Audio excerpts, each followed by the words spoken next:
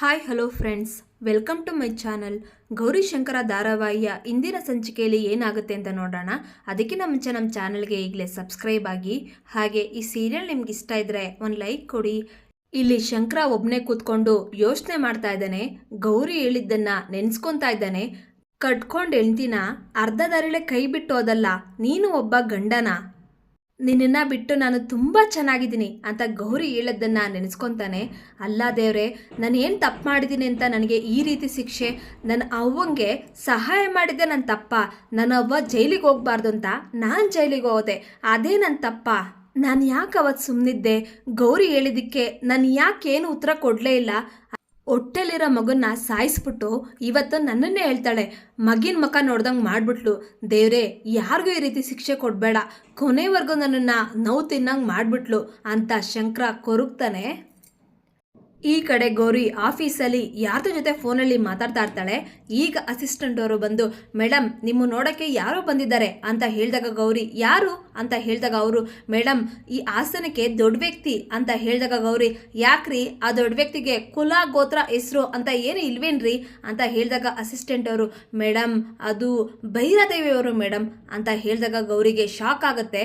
ಆಗ ಗೌರಿ, ಮತ್ತೊಬ್ರು ಯಾರು ಅಂತ ಹೇಳಿದಾಗ ಅವರು, ಮೇಡಮ್ ಅದು ಕ್ರಿಮಿನಲ್ ಲಾಯರ್ ಗಂಗಾ ಮೇಡಮ್ ಅಂತ ಹೇಳಿದಾಗ ಗೌರಿ, ಸರಿ ಆಯ್ತು, ಅವ್ರನ್ನ ಹೊರಗಡೆ ಬರಕ್ಕೆ ಹೇಳಿ ಅಂತ ಹೇಳ್ತಾಳೆ. ಈಗ ಭೈರಾದೇವಿಯವರು ಮತ್ತೆ ಗಂಗಾ ಅವರು ಆಫೀಸ್ ಒಳಗಡೆ ಬರ್ತಾರೆ. ಗೌರಿನ ನೋಡಿ ಶಾಕ್ ಆಗ್ತಾರೆ. ಈಗ ಗೌರಿ, ಕುತ್ಕೊಳ್ಳಿ ಅತ್ತೆ ಅಂತ ಹೇಳಿದಾಗ ಭೈರಾದೇವಿ ಮತ್ತೆ ಗಂಗಾ ಕುತ್ಕೊಂತಾರೆ. ಈಗ ಗೌರಿ ಮನೆ ಹತ್ರ ಶಂಕರನ್ ಫ್ರೆಂಡ್ಸ್ ಬಂದಿರ್ತಾರೆ. ಆನಂದ್ ಮತ್ತೆ ವಿಜಯಮ್ಮ ಈಚೆ ನಡ್ಕೊಂಡ್ ಬರ್ತಾರೆ. ಆಗ ಅವರು, ಇವರು ಭುವಿ ಪುಟ್ಟನ್ ಜೊತೆ ಇರ್ತಾರಲ್ವಾ, ಇವರು ಇಲ್ಲೇ ಹಾಕಿದ್ದಾರೆ ಮೇಡಮ್, ನೀವು ಇಲ್ಲೇ ಹಾಕಿದ್ದೀರಾ ಅಂತ ಹೇಳಿದಾಗ ವಿಜಯಮ್ಮ, ನಾನು ಈ ಮನೇಲೇ ಇರೋದು, ಗೌರಿ ನನ್ನ ತಂಗಿ ಇದ್ದಂಗೆ, ಜೊತೆಲಿ ಹುಟ್ಟಿಲ್ಲ ಅಷ್ಟೇ, ನಾನು ಅವಳು ಅಕ್ಕ ತಂಗಿ ಅಂತ ಹೇಳಿದಾಗ ಪಂಕು, ಓ ಹೌದಾ, ಹಾಗಾದ್ರೆ ಭುವಿ ಅಂತ ಹೇಳಿದಾಗ ವಿಜಯಮ್ಮ, ಭುವಿ ಗೌರಿ ಮಗಳು ಅಂದರೆ ಗೌರಿ ಶಂಕರರ ಮಗಳೇ ಭುವಿ ಅಂತ ಹೇಳ್ತಾಳೆ. ಇದನ್ನ ಕೇಳಿ ಎಲ್ಲರಿಗೂ ತುಂಬ ಖುಷಿ ಆಗುತ್ತೆ.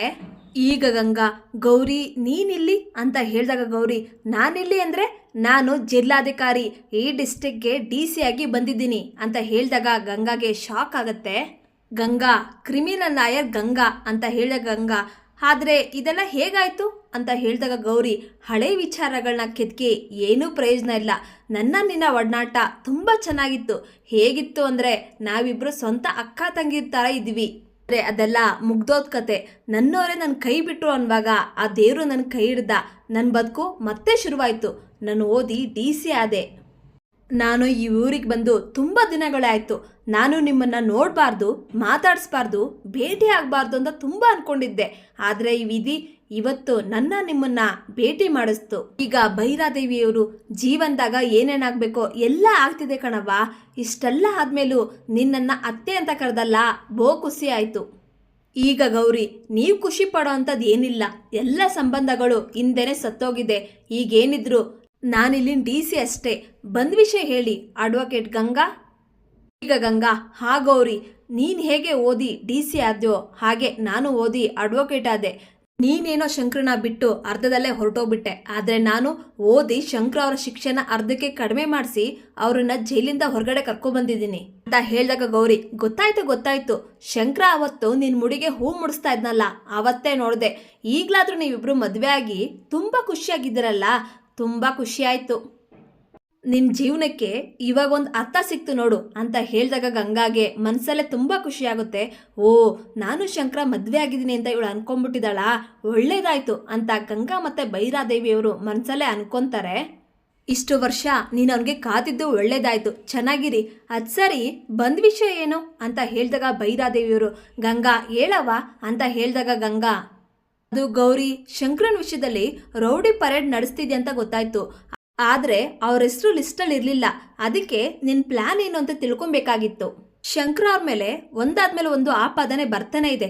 ಅದಕ್ಕೆ ಇವಾಗಿನ DC ಯಾರು ಅಂತ ನೋಡಿ ಅವ್ರನ್ನ ಮಾತಾಡ್ಸ್ಕೊಂಡು ಹೋಗೋಣ ಅಂತ ಬಂದೆ ಅಂತ ಹೇಳಿದಾಗ ಭೈರಾದೇವಿಯವರು, ಗೌರಿ ಇವತ್ತಿಗೂ ನೀನು ನನ್ನ ಸೊಸೆನೇ ಕಣವ ಅಂತ ಹೇಳಿದಾಗ ಗೌರಿಗೆ ತುಂಬ ಕೋಪ ಬರುತ್ತೆ. ನೋಡಿ, ನೆನ್ನೆ ಬಗ್ಗೆ ನೆನ್ಪಿಟ್ಕೊಬಾರ್ದು, ನಾಳೆ ಬಗ್ಗೆ ಆಸೆ ಪಡಬಾರ್ದು, ಇವತ್ತು ಮಾತ್ರ ನಮ್ಮದು. ನಿಮ್ಮ ಆಸೆಗಳನ್ನ ಬಿಟ್ಬಿಡಿ, ಹಳೇದನ್ನೆಲ್ಲ ನೆನ್ಪಿಟ್ಕೊಂಬಿಡಿ, ಅದನ್ನ ಅಲ್ಲಿಗೆ ಮರ್ತ್ಬಿಡಿ ಅಂತ ಹೇಳಿದಾಗ ಭೈರಾದೇವಿಯವರು ಸರಿ ಆಯ್ತು ನಾವಿನ್ನ ಹೊರಡ್ತೀವಿ ಅಂತ ಹೇಳಿ ಭೈರಾದೇವಿ ಮತ್ತೆ ಗಂಗಾ ಅವರು ಇಲ್ಲಿಂದ ಹೊರಡ್ತಾರೆ. ಇಲ್ಲಿಗೆ ಸಂಚಿಕೆ